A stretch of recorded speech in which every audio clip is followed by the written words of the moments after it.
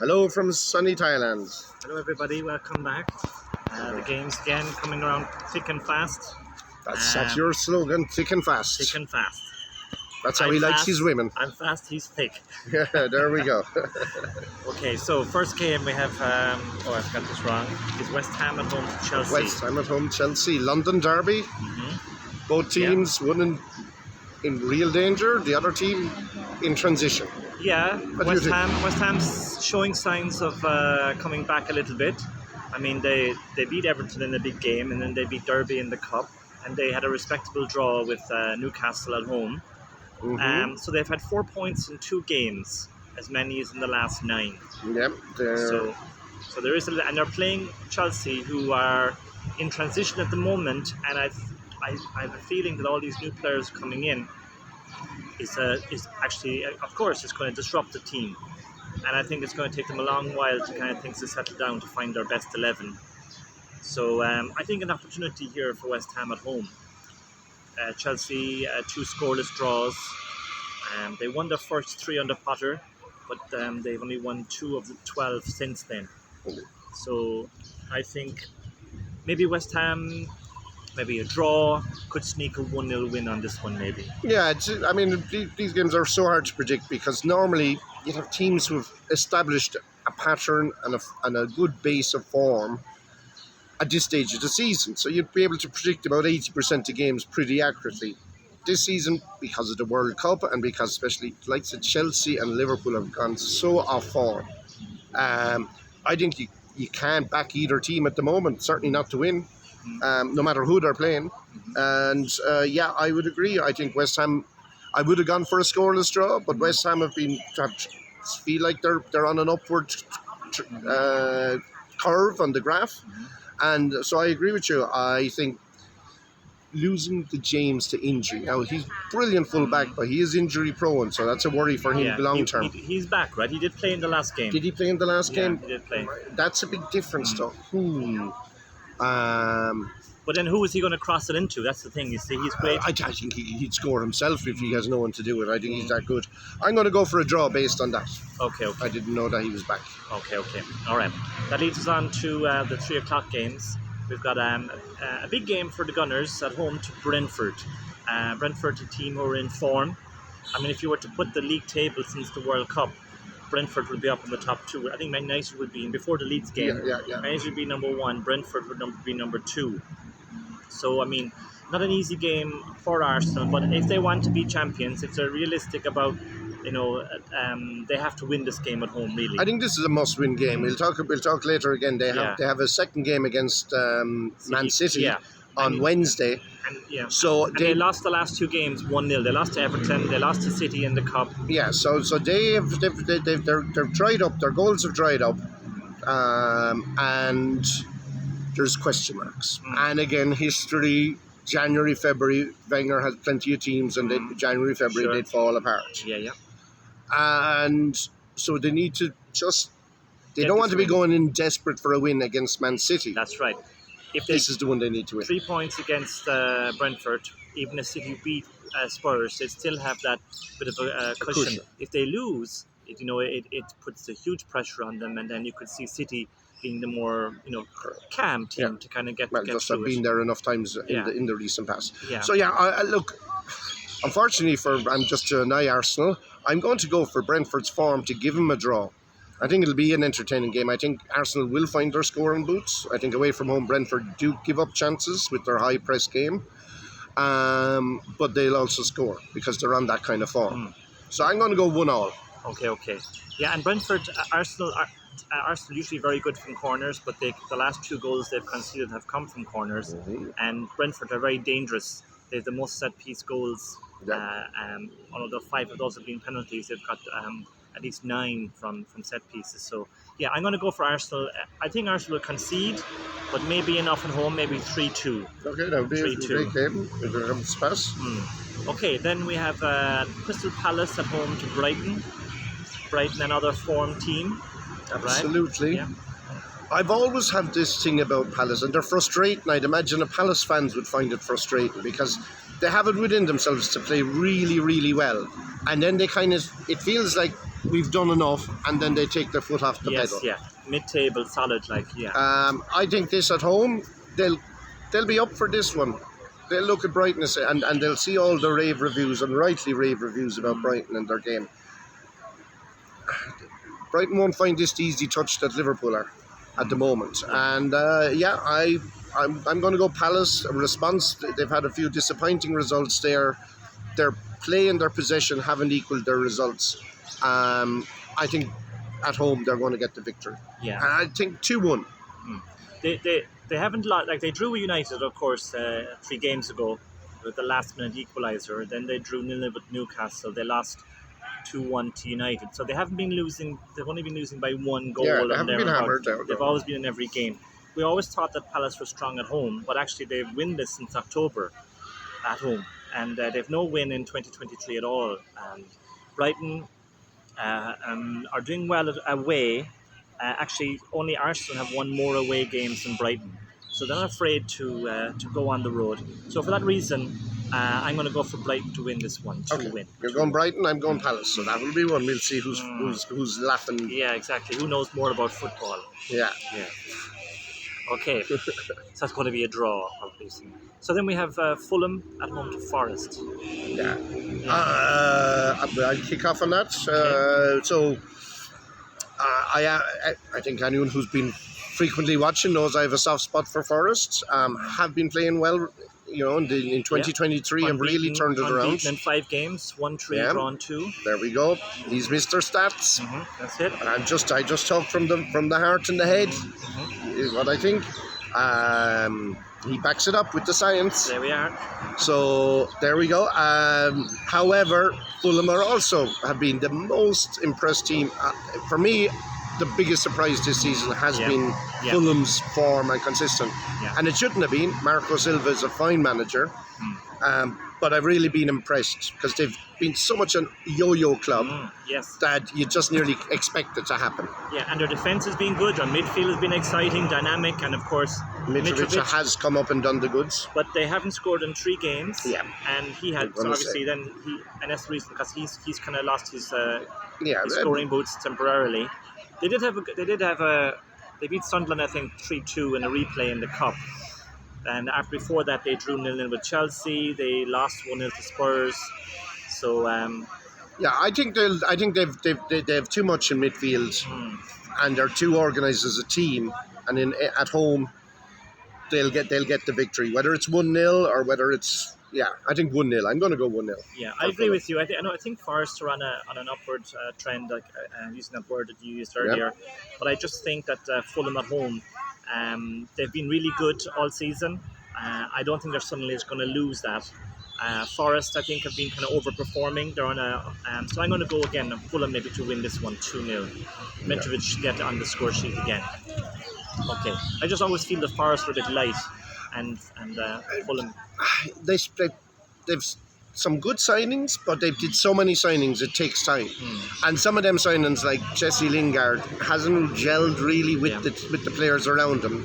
Not the way not like he did with West Ham. And again, it could be an age, it could be an ego thing. You wouldn't know. But certainly attack wise and midfield wise, they seem a bit light, despite all the players they bought.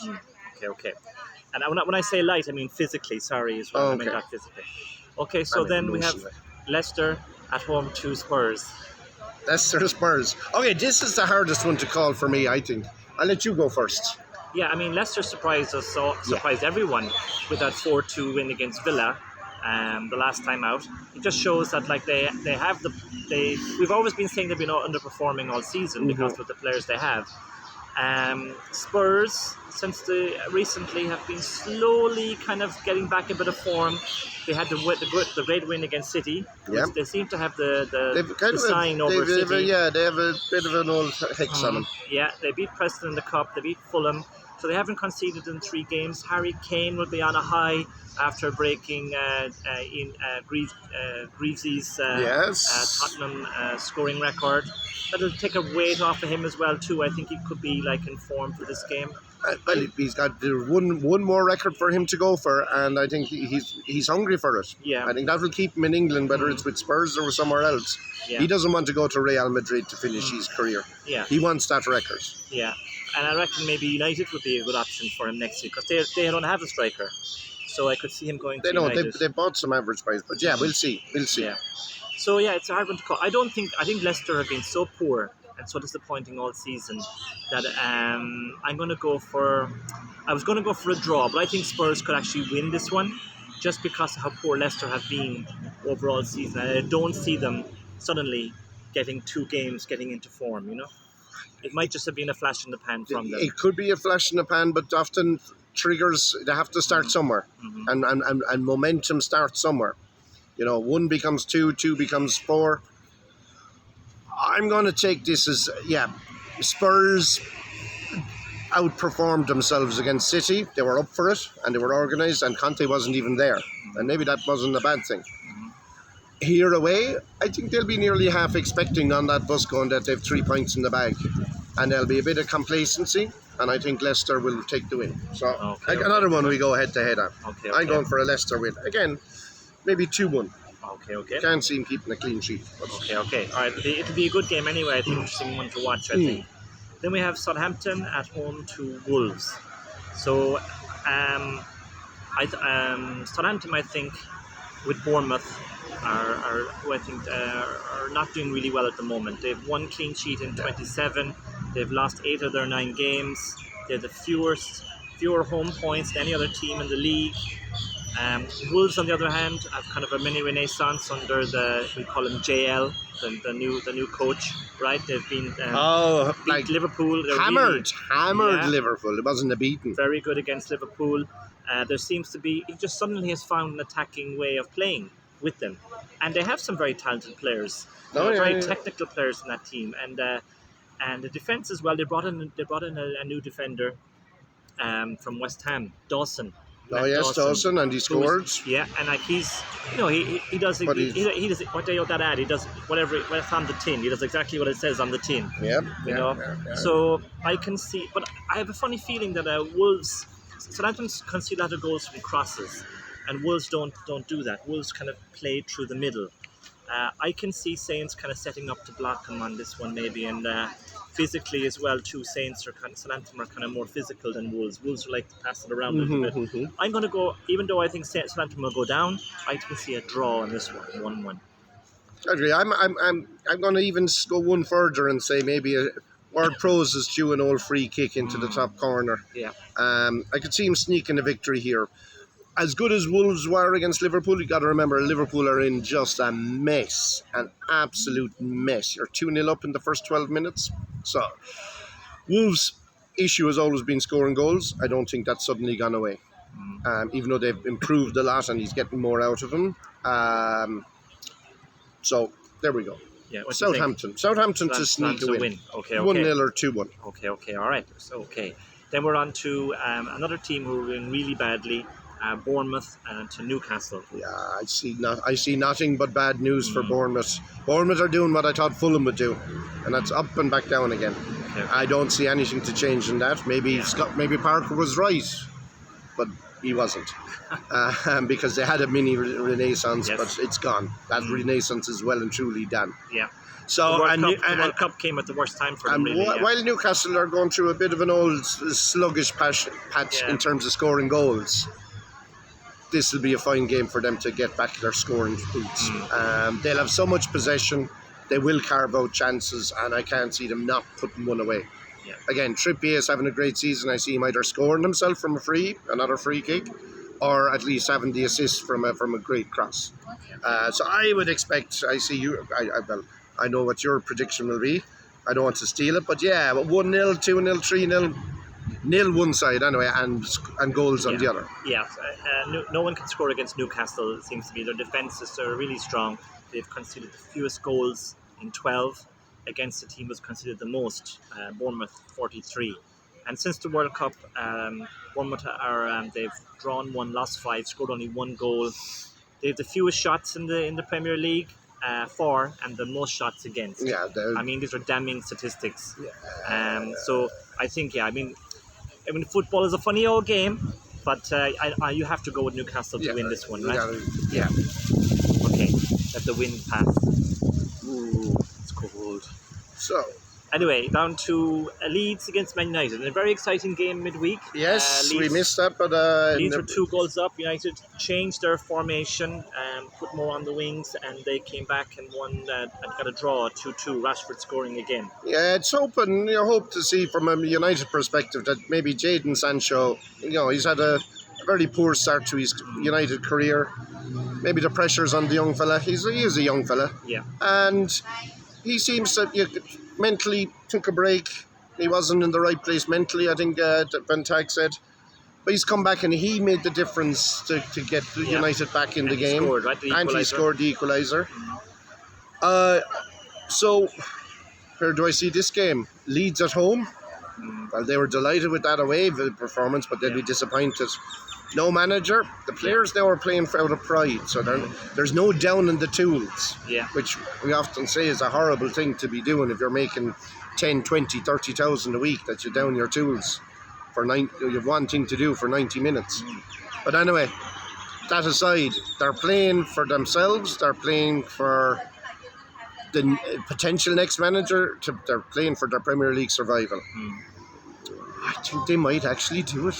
You're going for the underdogs. You're feeling very optimistic today. I just, United have been cock-a-hoop, and fair enough, rightly so. Leeds would like to just knock you down a peg or two, and I'd say I'm backing them in Elland Road to do that. Yeah, I think that United will have learned from this one. Leeds are managerless, but in this guy, what's his name? Ten Hag, is it? Yeah. He's very good at organising things, and he's very tactical, right? Oh, yeah. I reckon that they'll be ready for this one. But the one thing that Leeds have is that United will be without Casemiro and Eriksen again in the midfield. Yeah. So that might balance things out again. I think United will still sneak it, just because of that Ten Hag maybe organising them better. So I'm going to go for United to win 2-1. Okay. Having learned from the first game maybe a bit more. 2 last games we're going to predict. City at home to Villa. No, just 3 more. There's another little derby. Of course, Villa. Yeah, I think Villa will be. Villa have done well. They've won all 3 away games under Emery, and they've scored at least 1 goal in all his games. Big surprise losing to Leicester, but again, I think it doesn't make Emery a bad manager overnight. Obviously, whatever he was doing, maybe he just got his tactics wrong against Leicester. I didn't expect them to be as attacking maybe as they were. At Villa, I reckon he'll set Villa up to go on the break, try to neutralise Haaland again, as Spurs did. So I think it'll be a close game, but I think I just think City will win this one, just because they're City, more than anything else. I think you always see a rebound after losing there, surprisingly, to Everton. He made changes, quite frankly. No De Bruyne, No De Bruyne, and I don't know what's going on with Foden. Maybe Manchester City fans can put it on the link below, or put it in the comment section. What's the story with Foden? Playing a great season, and then he's just not even on the bench. Is he injured? I don't think so. But anyway, City with their squad, you cannot see them losing 2 games, especially back to back, especially going into the Arsenal game then on Wednesday night. So I expect them to have too much. 2-0, 3-1, something like that. Yeah. Actually, I'm going to do something I've never done before. I'm going to change my prediction. I'm going to go for actually Villa to draw on this one. Yeah, I think so. I think that because City have lost more games, 4 games this season, than they had in the whole of last season. They're just not the same as they were. And if you stop Haaland, who's around? Well, who's going to score? Grealish is out of the game. I just think Emery, this one, it could be a draw. I'm going to go for a draw on this one. I like that. Yeah. Now we got our two more games. You've been so optimistic all day. I'm sure you're going to be saying that Liverpool are going to beat Everton in this one. Just being optimistic. I can't. I know, and Liverpool are the underdogs, and they're at home. But that defence, that whole body language of the team, the slumped shoulders, just the lack of fire. And if I had to pinpoint where problems are, I'm going to put it on Thiago. And nobody's been really talking about Thiago. And they go, what? Hold on a second. He seems to be he's not the leader. He's a sunshine player, and we're not in the sunshine. he's like playing an Oatsel, but Okay. because he's a deeper guy, it means that if he's not doing it, we're more exposed. Okay, yes.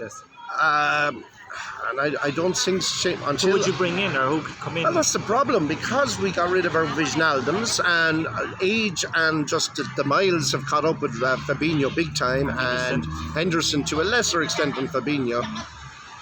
Well, I'd have Fabinho. I'd have Henderson. I'd probably start with Oxlade-Chamberlain and have him deeper to just run around like a Because they have a young guy in there with a Brekovic or something like a yeah, and I'd have Bekovic, and I'd leave Thiago on the bench. Okay. But anyway, I'm getting into too much detail. The story about Liverpool versus Everton. Everton, brilliant performance against City. We knew that Dyke would improve their defence. We didn't think it would happen that quickly. We were wrong. I think they'll go to Anfield with confidence. And Liverpool will cough up chances. 3-0, shocking against a team that couldn't score on Wolves. So I can't say anything except an Everton victory. I'm sorry, Everton victory, 2-1 Everton. Okay. Yeah, it's going to be a hard one to call. Are we going to see the same Everton team like we're like fighting for their lives, or like rabid dogs chasing down Arsenal in the last game? And also, 3 of the last 5 goals have come from corners, so they are strong from set pieces. Liverpool are weak from set pieces at the moment. Yeah. But yeah, I mean, you want to say that Liverpool are going to get at least a draw on this one, but Everton have been so poor. I think it's going to be a low-scoring game. I think maybe 0-0 or maybe 1-0 to Everton.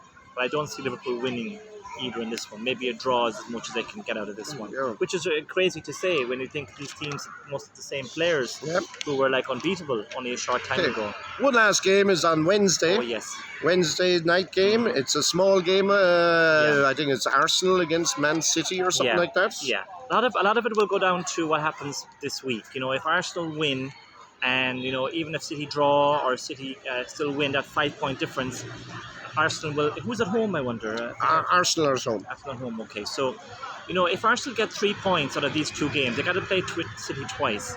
If they were to get at least 3 points, from those 2 games, I think they'd be happy.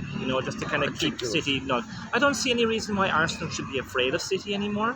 I mean, No. they're not the same team as they were last year even, and Arsenal have improved a lot. So, I think Arsenal could get. I could get them a win. I'm going to get them maybe a 1-0 or a 2-1 win on this one. Because if you're going to be champions, these are the games you have to win. Yeah. Right? So I'm not going to go for that. Obviously, I agree with him that a lot does depend on the earlier games this week and momentum. Both teams are coming into the weekend with losses, as you said. And if Arsenal get a win in the first game against Brentford, right? against Brentford, Yeah, they'll have a bit of momentum. they'll have momentum. But I'm going to draw. I think both managers would take a draw. Yeah. Doesn't City decide anything, because it's away from home, they'll kind of say, well, we'll get them. We'll get them. And Arsenal would take the draw because they'll keep that gap. Yeah. They'll hope it's still 5 points. They'll hope it was 8 points if Villa do them a favour. Yeah. And they do well. But they want to keep the gap. And so a draw, which is dangerous mindset, going into a game, you want to be going looking for the win. Yeah, I think they will. Oh, they will go for the win, but they'll take a draw. Yeah. And I think City would take a draw as well. Yeah. And I think it would end the draw. A lot of it would be about being calm in the moment. Who's calm? Arsenal sometimes get carried away in the moment with the young players and leave themselves exposed at the back. They have to be patient on this one. But anyway, it's very interesting. Enjoy the football. We'll see you all very soon. Okay, good luck. Have a Bye-bye. good.